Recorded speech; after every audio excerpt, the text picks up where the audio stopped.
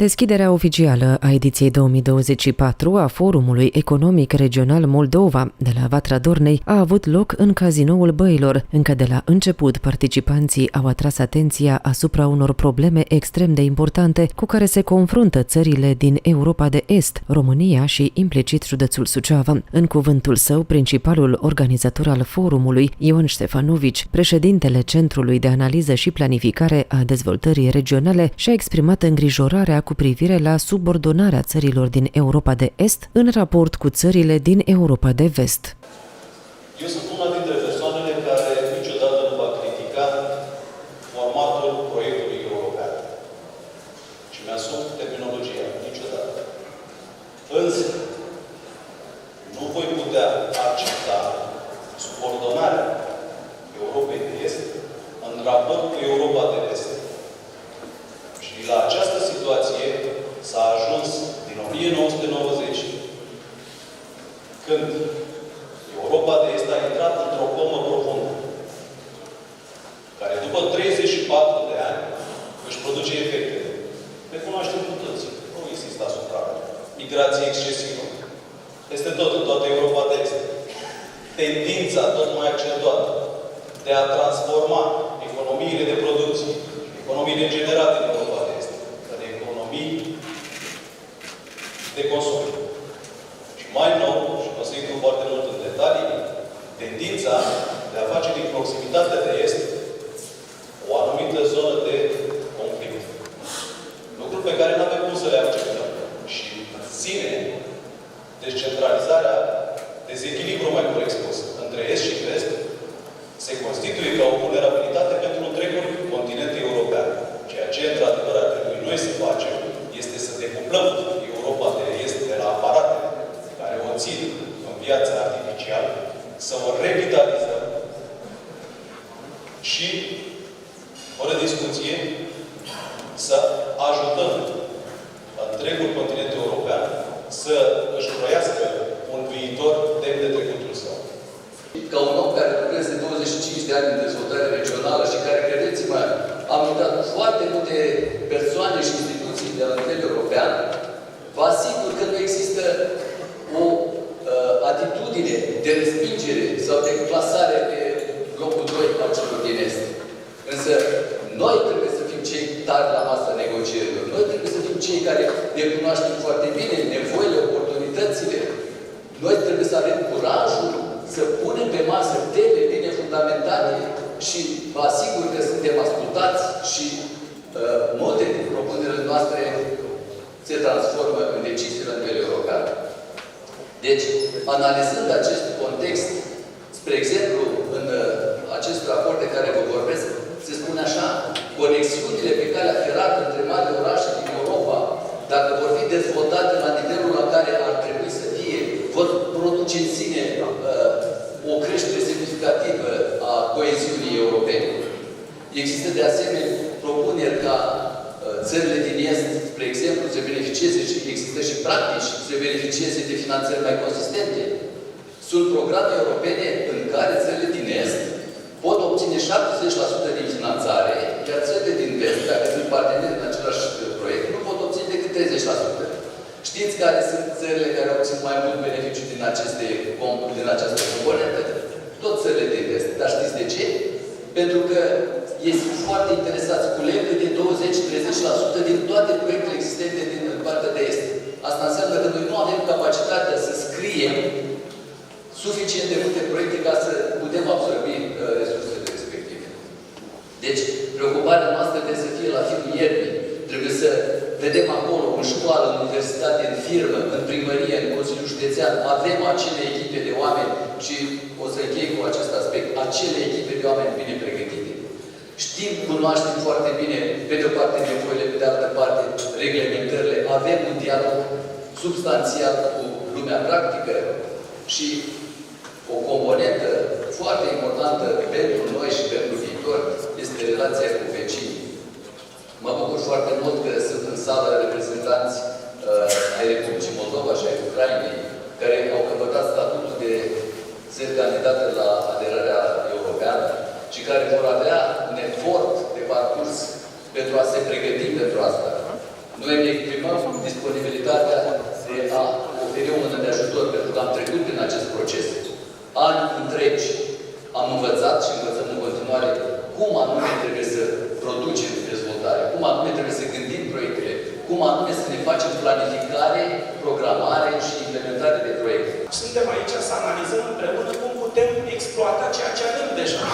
Iar dacă vom face la fel și cu infrastructura rutieră, adică o construim, se face investiția și după aceea nu o folosim la potențial optim, atunci, din păcate, pierdem o șansă pe care o avem, o oportunitate pe care o avem de dezvoltare. De aceea, această întâlnire are scopul de a înțelege mai bine ce fac unii, ce fac ceilalți, de a încerca să investiți în educație. Până acum, sigur, au vorbit reprezentanții administrației publice care pot oferi fonduri, pot oferi finanțări, nu pot oferi finanțări, dar pot oferi ceva la fel de valoros, care este educația tinerilor din România. Și chiar dacă e un bun imaterial, el este, de fapt, baza pe care să construiți dezvoltarea acestei regiuni și, de ce nu, a acestei țări în general. Și atunci, va trebui să ne uităm în fiecare școală din comună ce avem. Avem laboratoare, dacă nu, haideți să dezvoltăm laboratoarele acelea. Pentru că elevii spun că au nevoie de practică, în primul rând. Iar dumneavoastră spuneți că predăm prea multă teorie. Dar când ne uităm în școli, nu sunt neajuns de multe laboratoare de fizică, de chimie, de biologie, în care elevii se practice. Nu sunt investiții mari, le putem face. Iar dacă aveți nevoie de anumite competențe pentru a dezvolta aceste laboratoare, suntem aici. Am ascultat mediul de afaceri, am ascultat, am dezvoltat 35 de programe noi în ultimii 6 ani de zile în universitatea noastră. Mai mult de o treime din ofertă nu exista în urmă cu 5-6 ani de zile. Aceste transformări s-au făcut într-un efort foarte mare, dar este tocmai o dovadă a acestei cooperări care există, da? Acestei deschideri pe care o avem către dumneavoastră, către mediul de afaceri, da? Pentru a schimba. Nu știu dacă vom reuși. Noi însă trebuie să încercăm. Constatăm acum ce? Că în România, 5 județe și municipiul București dispun de mai mult de jumătate din medicii din România. Celelalte 36 de județe, cu aproape 75 din populația țării, au mai puțin de jumătate din medici. Mă uit la Spitalul Județean Suceava, că la departament de urgență au nevoie de 22 de medici și sunt 7 angajați. Încercăm să facă munca pentru 22 de oameni. Această nevoie mă conduce să dezvolt un program de medicină la Suceava. Am angajat persoane, facem investiții majore, s-au investit peste 10 milioane de euro în echipamente, încercăm în continuare, în parteneriat cu administrația publică, să construim o clădire dedicată acestei facultăți, să strângem și mai mult colaborările cu spitalul. Putem fi criticați, poate nu suntem unde ne dorim în privința calității, dar haideți să ne uităm ce s-a întâmplat în ultimul deceniu în acest domeniu, să vedem proiectele dezvoltate și să căpătăm această încredere. Ceea ce pot să vă spun eu este că este o nevoie urgentă, reală, care nu poate fi contestată decât dacă vrem, repet, să ne mințim ca națiune și să constatăm în continuare că în unele locuri trebuie să trăiască mai bine în România și altele să suporte această calitate mai bună a vieții în alte locuri. Prezent la eveniment, președintele Consiliului Județean Suceava, Gheorghe Flutur, a atras atenția, printre altele, asupra importanței asigurării stabilității politice a României pentru crearea unui cadru favorabil dezvoltării economice. Dacă ne uităm, dragii mei, la PIB, 10,4.000 euro pe cap de locuitor față de 16,5 media, avem o problemă. Și această problemă trebuie să-și găsească răspuns cum rezolvăm situația dată. Și noi, Suceava, și ADR Nord-Est, toate cele 6 județe. Avem o problemă legată de migrația forței de muncă, uriașă. Cum răspundem la asta? Avem o problemă legată de cum ne implicăm în reconstrucția Ucrainei în perioada următoare. Nu ne putem face că nu vedem că la granița noastră sunt aceste probleme și pe vreme rea trebuie să ne pregătim pentru vreme bună. Adică România și zona noastră să fie participant activ în reconstrucția Ucrainei și a Republicii Moldova.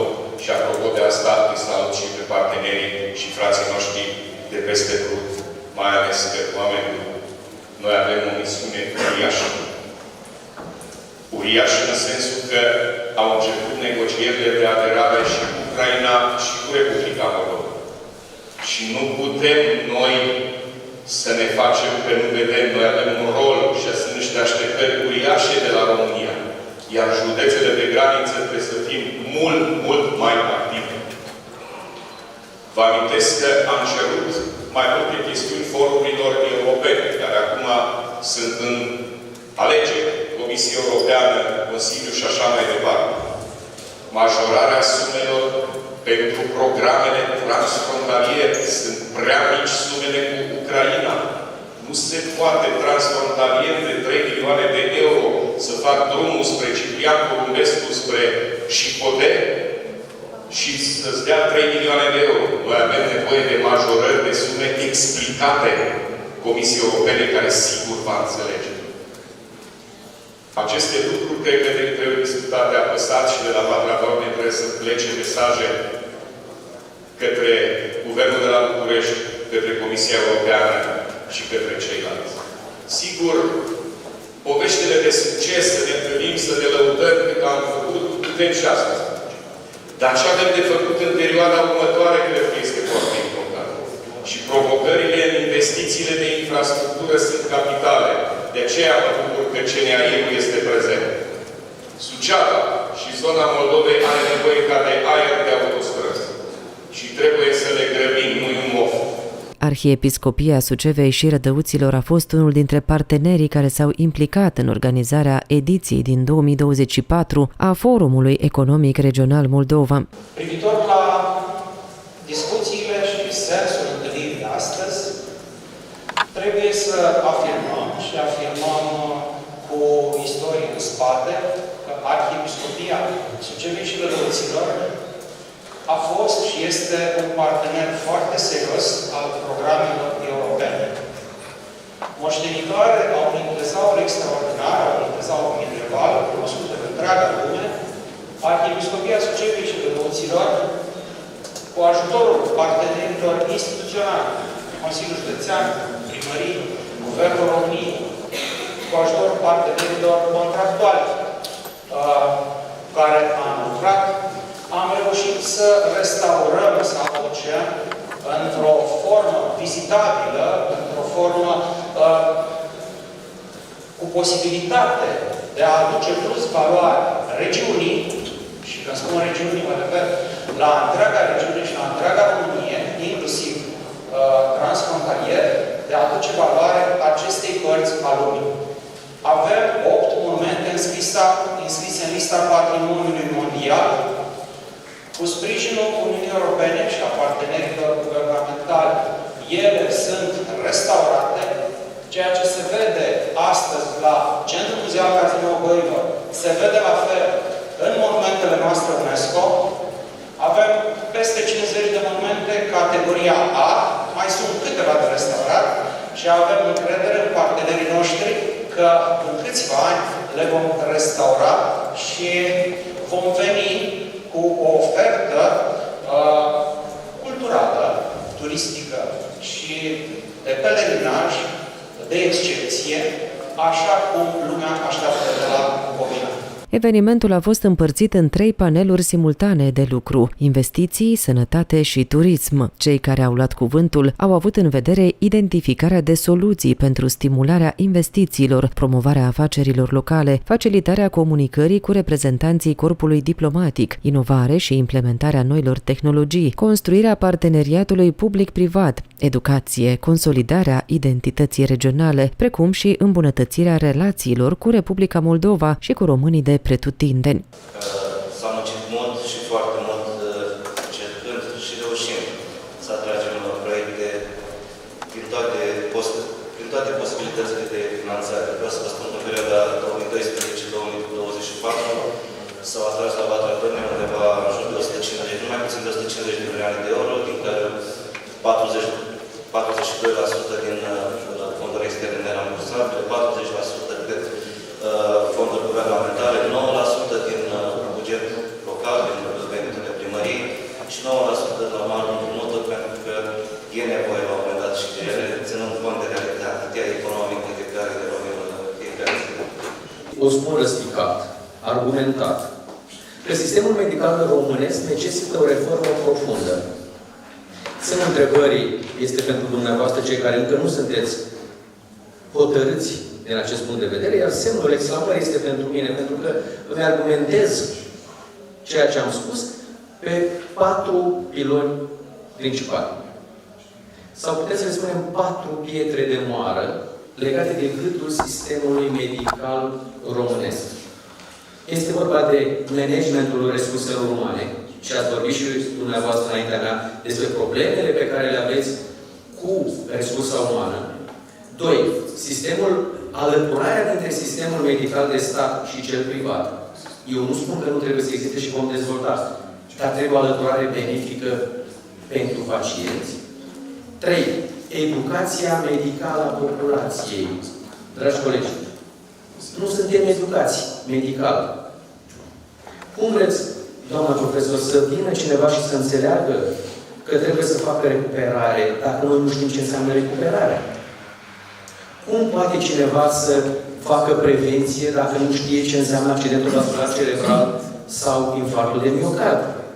În cadrul forumului au fost 40 de intervenții la panelul de investiții, 31 la sănătate și 14 la turism.